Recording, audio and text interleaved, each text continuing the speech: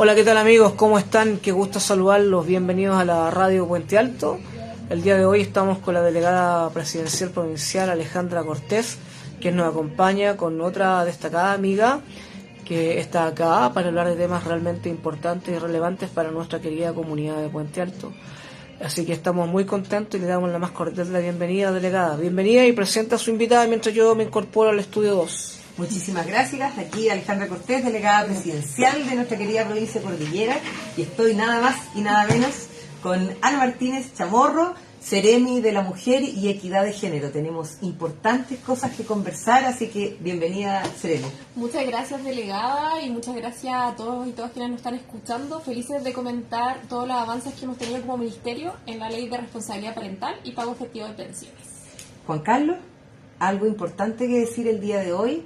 Es el Día del Periodista, así que aquí les mandamos un gran saludo a los periodistas en su día y tremendo rol que tienen para la sociedad. Así que felicidades totales. Muchas gracias, delegada Alejandra. Muy gentil, muy amable por vuestra gentileza y amabilidad. Aquí tratamos de enfocarnos al servicio de la comunidad independiente de las actividades que se tenemos. Alejandra, nos traes una gran invitada. ¿Saquémosle partido? Así es. Seremi, por favor.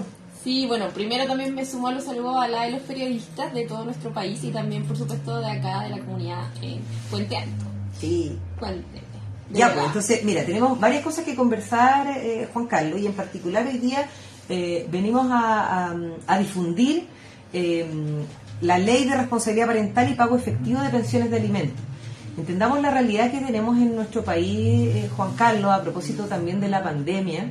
Sabemos que tenemos un dolor muy grande como sociedad y tiene que ver con el no pago de las pensiones de alimentos y cómo las familias y generalmente las personas que necesitan este derecho, bueno, son los niños, niñas, adolescentes, pero también hay un tema aquí de violencia económica sumamente fuerte que se ejerce en un 97% hacia mujeres, ¿ya?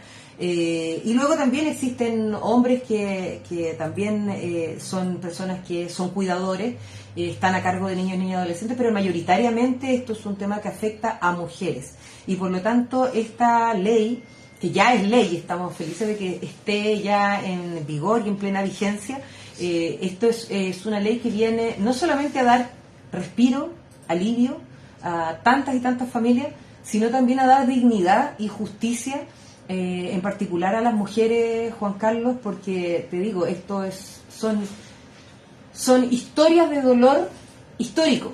O sea, generalmente no son momentos, sino que son historias de mujeres que han tenido que sacrificar su proyecto de vida, muchas veces, por justamente cuidar a sus pequeños.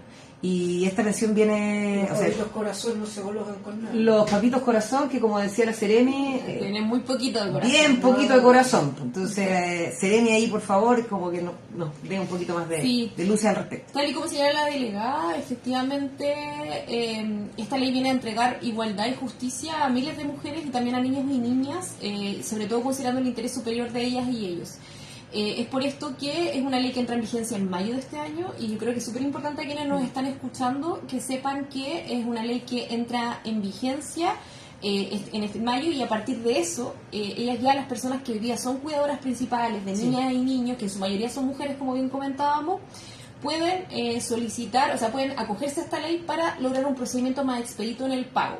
Para eso es súper importante saber que deben haber, esta pensión tiene que haber estado judicializada. ¿Qué significa esto? Que no nos bastan los acuerdos de palabras, muchas veces entre exparejas se llegan a acuerdos que son muy, uno queda un acuerdo informal, sí. Pero necesitamos la formalidad, necesitamos que hayan sido judicializadas y que al menos se adeude una pensión de alimentos, ¿ya? Sí, y el estado en que tiene que estar la causa, es decir, esta demanda, tiene que estar, el tribunal tiene que haber liquidado la deuda. Así que todas quienes nos están escuchando, solicitarle al tribunal la liquidación. Esto en simple es un documento que emite el tribunal en que dice este deudor debe esta cantidad de meses y esto es el monto total que debe, ¿cierto? Y a raíz de eso ya podemos hacer uso de esta ley que busca precisamente que sea el Estado el persecutor de la deuda. ¿Qué significa esto? Evitar lo que históricamente ha pasado, que bien comentaba también la delegada, y es que las mujeres por regla general se vuelven una especie de detectives, peregrinan de una institución a otra para saber cuánto gana la expareja, dónde le pueden entregar más información, ¿cierto? La idea es que ahora sea el Estado, mediante un sistema de interconexión, es decir, los tribunales, se conecten con distintas instituciones del Estado como la Comisión de Mercado Financiero, el Servicio de Impuesto Interno, la Tesorería y otras tantas otras que hoy día pueden darnos cuenta del patrimonio que tiene un deudor. No sé si... Qué importante lo que estamos conversando. Mira, al mismo tiempo, acá Eliana sí, cuando estaba hablando interno me decía ya, y esto es una ley que ya entró en vigor y ¿qué pasa con aquellos que dicen no tengo plata? ¿Cómo uno le puede decir? ¿Y desde cuánto tiempo es retroactivo este cobro? Sí, dos cosas importantes. Es una ley que entró en vigencia, como bien estábamos hablando, fue aprobada el año pasado, pero entró en vigencia en mayo de este año, el 2023, y se requiere que desde mayo en adelante, es decir, llevamos un mes más o menos, un mes y algo, se adeude una pensión de alimentos, ¿ya? Entonces, cuando decimos que es retroactiva, claro, cuando hablamos de retroactiva necesitamos que al menos incumpla desde mayo en adelante. Cuando ya incumple un mes, ya podemos, dada la liquidación, cobrar todo lo que hay antes. ¿Qué pasa con el deudor que no incumple desde mayo en adelante? Porque supongamos los que se ponen ahora justo a ser muy responsables. Con esos todavía tenemos el sistema ordinario, que no es para perseguir la deuda. Y cuando incumpla, es decir, cuando estemos frente a una situación de que incumple en un mes de pago, ya podemos nuevamente pedir la liquidación y obviamente acumular todo lo que había atrás y solicitar que se haga el pago mediante el procedimiento. Y los deudores que dicen que no tienen plata, es el típico argumento, pero mi recomendación es que primero tratemos de, primero demandar, por supuesto, pedir la liquidación y tratemos de hacer las investigaciones. Hoy día tenemos herramientas que no teníamos antes las mujeres, que era esta cuestión de andar peregrinando, buscando en internet cuánto ganaba más o menos alguien en esa posición en su trabajo.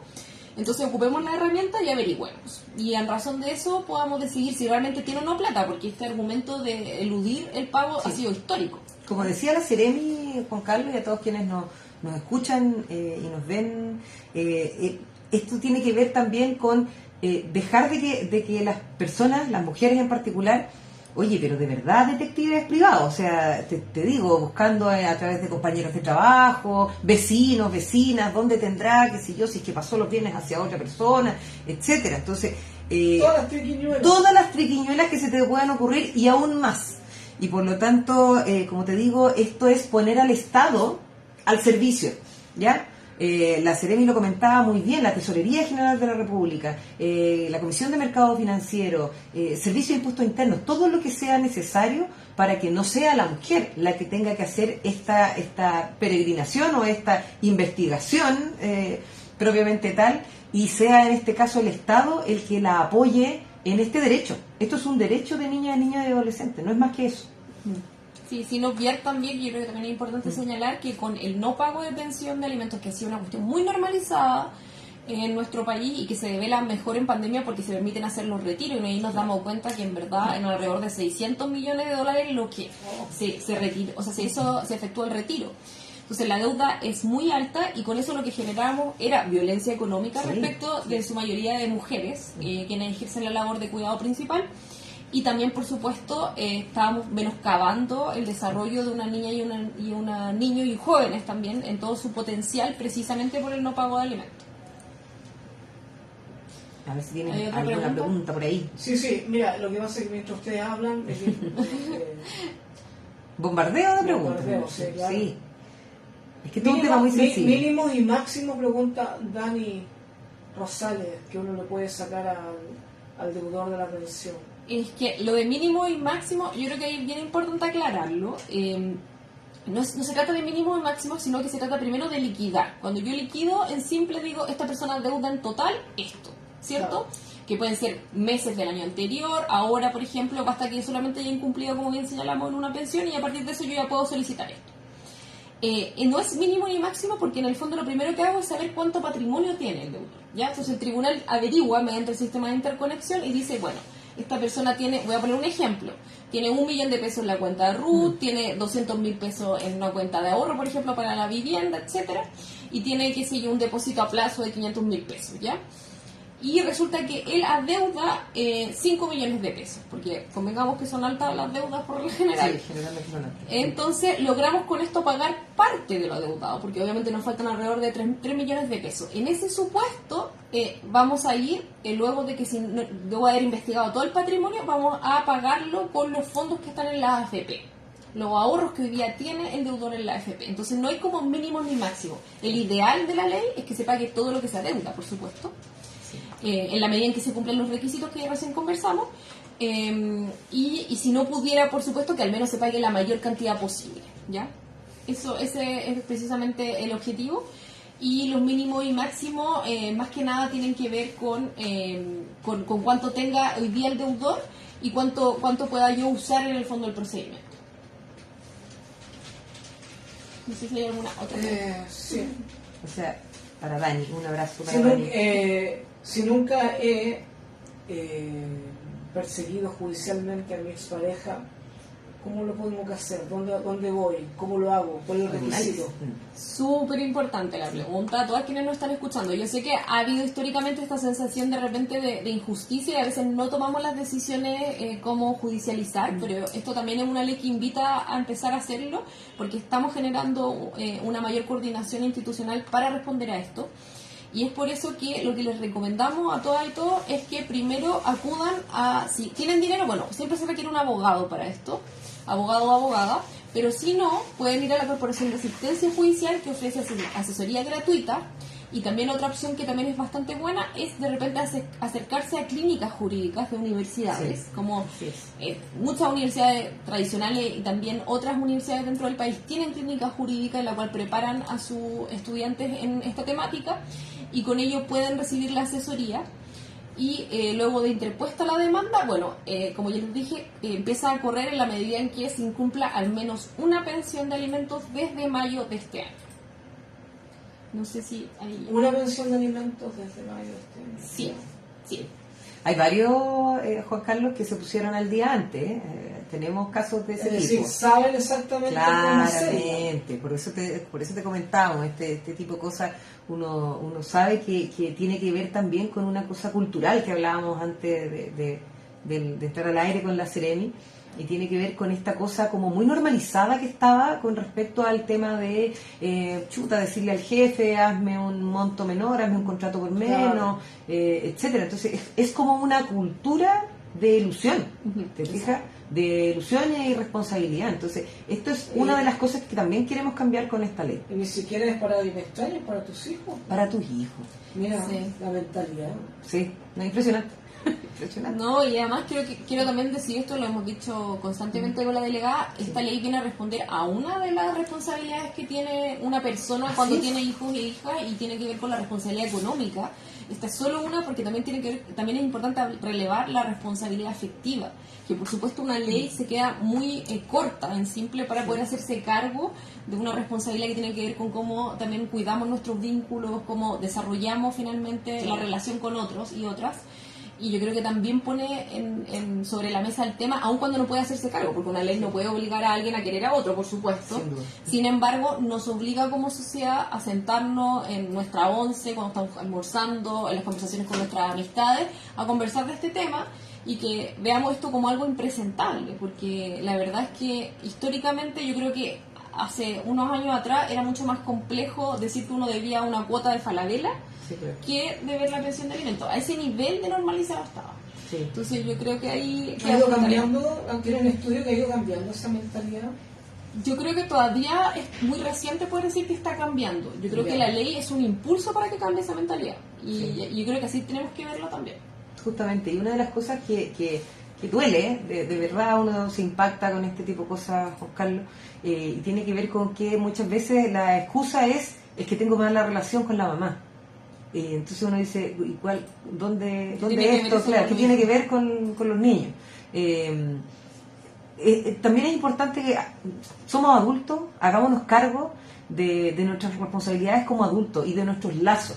y en ese sentido también el tema de la educación afectiva también es un tema que como gobierno estamos impulsando. Ahí Seremi también usted puede comentarlo un poco. Sí, también, o sea, quiero decir que el año pasado estuvimos en distintos pilotos sobre educación no sexista, pero una educación que tiene en mira la educación también en sexualidad y afectividad. Sí. Integral, y por regla general siempre hemos tenido una visión mucho más sobre, bueno, términos biológicos que implica la sexualidad, etcétera, pero en verdad cuando hablamos de afectividad también hablamos de la responsabilidad con otras y otros, el cuidado de los vínculos, de las relaciones que yo interpersonales que tengo, tanto con mi pareja como por ejemplo con las niñas y los niños que son parte de esa descendencia, y también con todos quienes me rodean.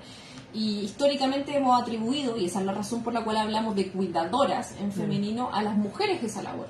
Sí. Y lo que busca precisamente todos estos pilotos que desarrolló nuestro ministro de Educación, el ministro Ávila, durante el año pasado, y que van a seguir realizándose durante este año, es precisamente que la comunidad educativa, las futuras generaciones de nuestro país, discutan también sobre esto, que no es solamente una cuestión biológica, también tiene que ver con la afectividad. Y ahí estamos tocando la responsabilidad también afectiva, que no se queda afuera, sino que también es importante de poner sobre la mesa. No solo es como, no solo el tema afectivo, no solo cuando tú estás en pareja, por ejemplo, sino cómo relacionarse cuando esos vínculos han terminado. Porque los vínculos muchas veces también cambian de estado. Uno dice, el amor murió y queda una relación, quedan niños, y muchas veces uno dice, vamos a estar relacionándonos eternamente, porque tenemos hijos. Y por lo tanto ese cuidado que tenemos que tener no solamente con nosotros mismos, sino que con nuestra pareja, porque también afecta a nuestros niños, también es fundamental, y es algo de lo que también nos estamos haciendo cargo.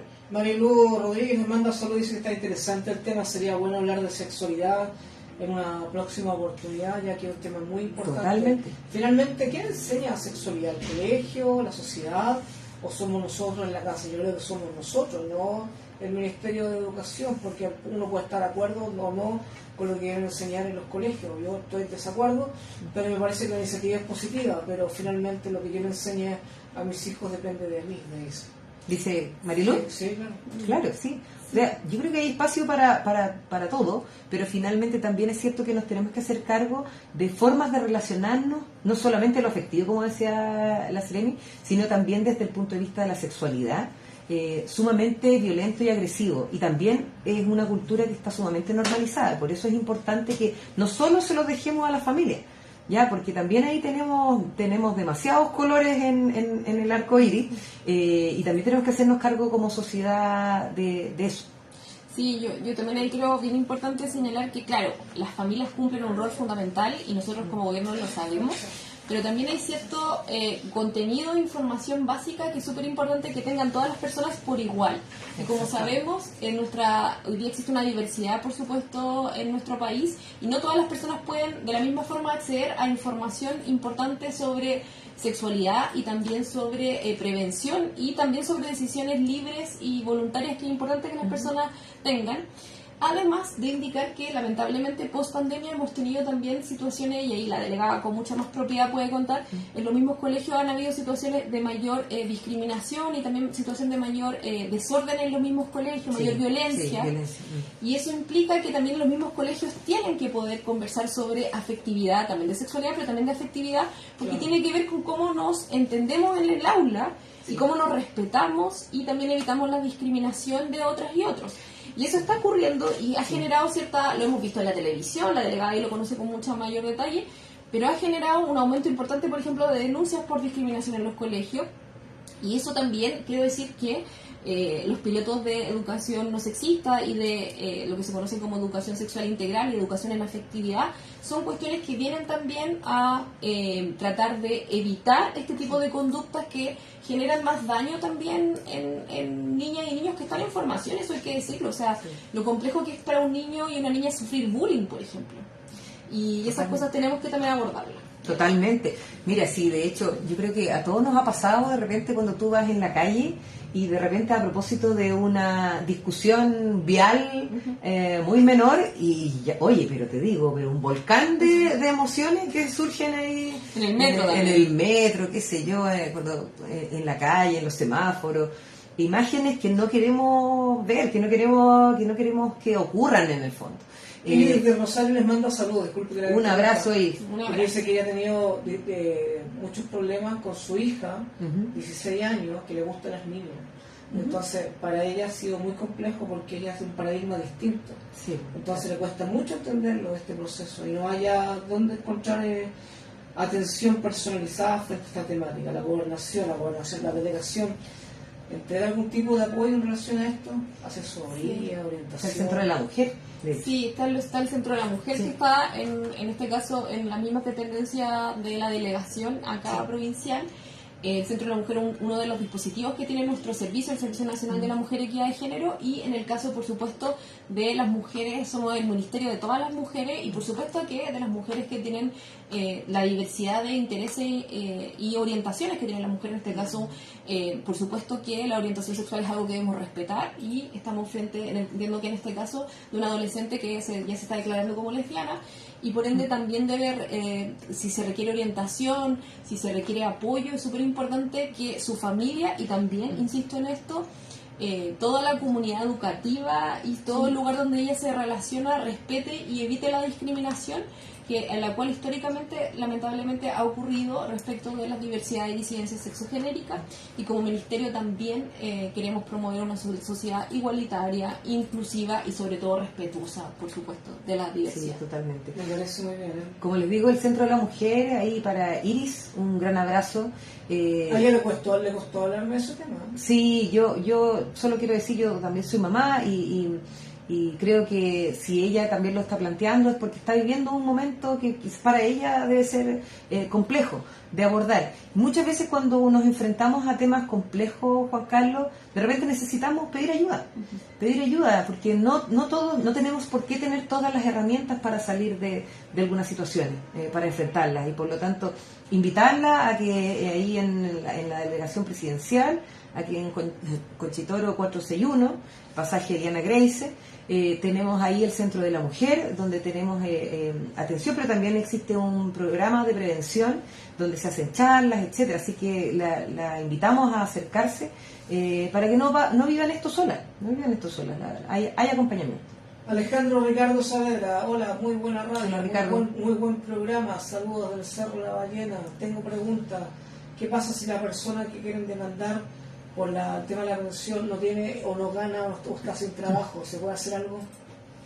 Sí, en el caso de que no, o sea, sí o sí, es la persona que no gana hoy día ninguna cantidad de dinero, va a quedar por incumplimiento, va a quedar probablemente en el Registro Nacional de Deudores si es que ya no ha pagado. La única forma de salir del Registro Nacional de Deudores es pagando, ¿ya? Porque obviamente el incentivo, me imagino que quien hoy día no tiene trabajo es buscar trabajo, porque nadie quiere estar desempleado, todos tenemos necesidades básicas. Entonces, en ese supuesto, va a quedar un tiempo en el Registro Nacional de Deudores, y cuando ya pueda efectuar el pago, va a salir del Registro Nacional de Deudores, porque me imagino que el incentivo de él es tanto encontrar trabajo para poder subsistir como persona, pero también es importante que exista una preocupación por la subsistencia de los hijos e hijas también. Convengamos que también las mujeres se quedan de repente sin desempleo, y no por, o sea, se quedan sin empleo, y quedan en desempleo. Pero cuando eso pasa, convengamos que no por eso dejan de alimentar a su hijo o hija y se la ingenian para que eso ocurra. Correcto. Delegada, ¿algo más que quisiéramos aportar el día de hoy en vista del tiempo que tenemos disponible? Darle un abrazo muy grande, como te digo, Juan Carlos, siempre un placer. ¿Cómo lo pasamos acá? ¿Lo pasa bien? Pero lo pasamos muy bien. Usted no va a la radio, me voy para la casa. Y un abrazo a todos quienes nos ven y nos escuchan a través de Radio Puente Alto también. Y nada, agradecerle también a la Seremi de la Mujer y Equidad de Género, a Ana Martín, un amor. Muy clara, muy precisa. Sí, pero yo te digo, este tema, Juan Carlos, y te agradezco el espacio, porque yo creo que es sumamente importante difundir esta temática. Es un impulso que le ha dado el gobierno del presidente Gabriel Boric a este tema, que te digo, cambia la vida de muchísimas familias y viene a darles dignidad, derecho. Y a darles a través de este medio un abrazo a todas las personas que la han pasado muy mal por muchos años. Así que nada, mucho cariño a través de tu medio.